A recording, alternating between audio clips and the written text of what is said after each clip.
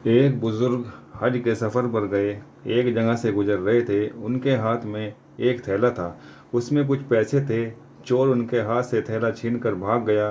काफ़ी दूर निकलकर उसकी आंख की रोशनी अचानक ख़त्म हो गई। उस चोर ने रोना शुरू कर दिया। लोगों ने पूछा, भाई क्या हुआ? कहने लगा, मैंने एक आदमी का थैला छीना है। वह कोई बड़ा अल्लाह का करीब बंदा लगता है। मेरी आंखों की रोशनी चली गई। खुदा के लिए मुझे उसके पास पहुंचाओ ताकि मैं उससे माफ़ी मांग सकूं। लोगों ने पूछा कि यह किस्सा कहाँ पेश आया। कहने लगा, फला नाई की दुकान के करीब पेश आया।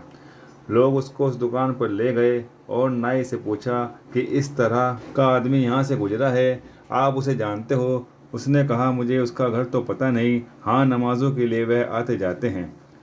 अगली नमाज के लिए फिर आएंगे। ये लोग इंतज़ार में बैठ गए। वह बुज़ुर्ग अपने वक्त पर तशरीफ़ लाए। लोग उस चोर को उनके पास ले गए।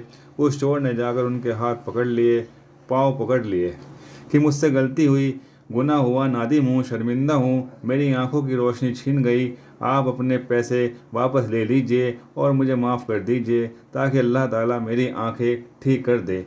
वह बुज़ुर्ग कहते हैं कि मैंने तो तुझे पहले ही माफ़ कर दिया है। यह सुनकर चोर बड़ा हैरान हुआ।